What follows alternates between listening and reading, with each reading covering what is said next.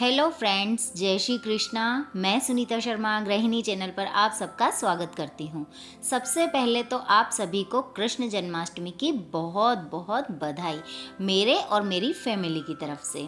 तो कृष्ण जन्माष्टमी के इस पावन पर्व पर मैं बना रही हूँ धनिया पंजीरी का प्रसाद, जो कृष्ण जी को बहुत ज़्यादा पसंद है और घर घर में मंदिरों में इसे बनाया जाता है और कृष्ण जन्म के बाद आरती करके इसी का भोग लगाया जाता है। कृष्ण जन्माष्टमी पर इस धनिया पंजीरी के बिना भगवान का भोग अधूरा माना जाता है।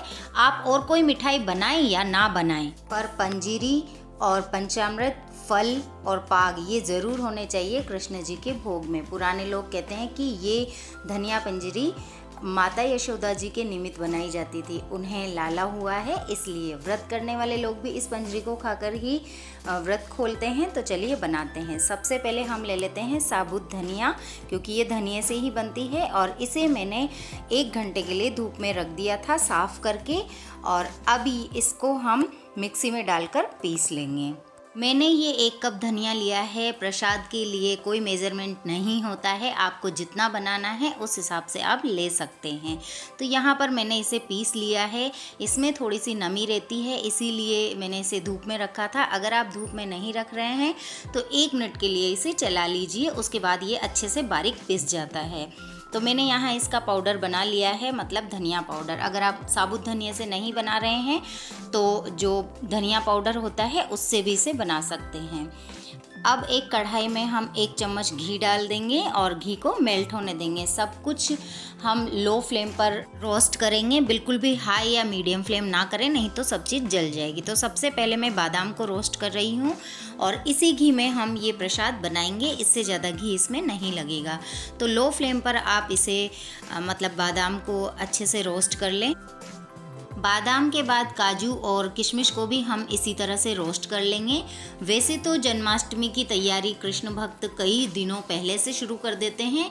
जन्माष्टमी के ख़ास मौके पर लोग घर घर में झांकी बनाते हैं, तरह तरह के पकवान बनाते हैं और भगवान श्री कृष्ण के लिए तरह तरह का प्रसाद बनाते हैं। कृष्ण भक्त भगवान को खुश करने के लिए पकवान और मिष्ठान की लंबी लिस्ट तैयार करते हैं। धनिया पंजीरी के अलावा गेहूं के आटे से बनी हुई पंजीरी का भी कृष्ण जी को भोग लगाया जाता है, पर व्रत करने वाले लोग धनिया पंजीरी का प्रसाद खाकर ही व्रत खोलते हैं और ये स्वास्थ्य के दृष्टि से भी बहुत ही लाभदायक है।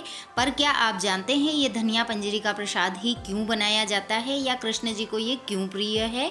तो मैं आपको बताती हूँ। क्योंकि जन्माष्टमी का ये त्यौहार बारिश में मतलब वर्षा ऋतु में आता है और इस वक्त वात, पित्त और कफ, आपने आयुर्वेद में इनका नाम सुना होगा, इनकी समस्या लोगों में देखने को मिलती है। साथ ही संक्रमण भी तेजी से फैलता है। ऐसे में धनिये का सेवन इन सभी समस्याओं में लाभकारी है। इसमें कई सारे गुण पाए जाते हैं जो हमारे शरीर को हेल्दी रखते हैं, साथ ही रोग प्रतिरोधक क्षमता भी बढ़ाते हैं।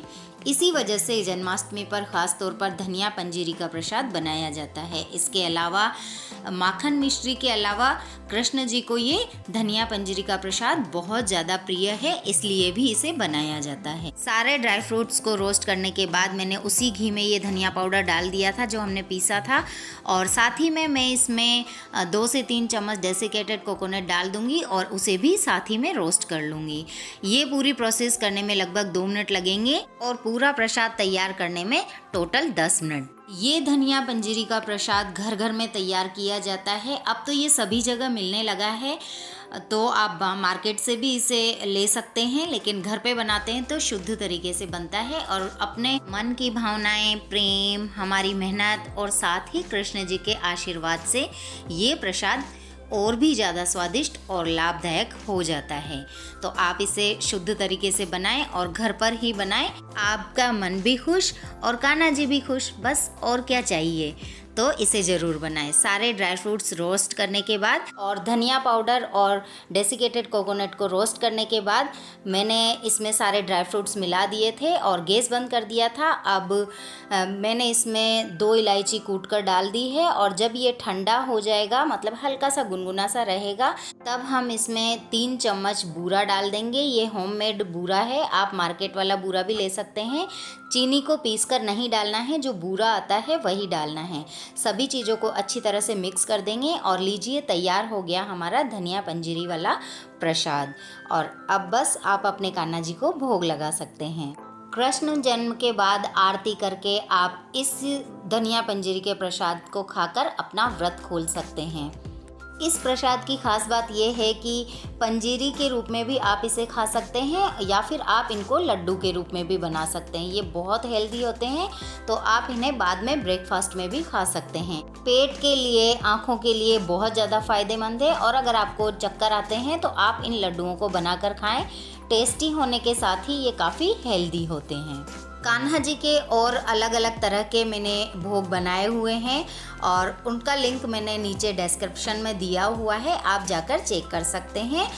वीडियो पसंद आए तो लाइक और शेयर ज़रूर कीजिएगा और कमेंट करके बताइएगा कि आप कृष्ण जन्माष्टमी पर और कौन कौन सा भोग लगाते हैं, क्या क्या करते हैं, किस तरह से आप अपने जन्माष्टमी को सेलिब्रेट करते हैं।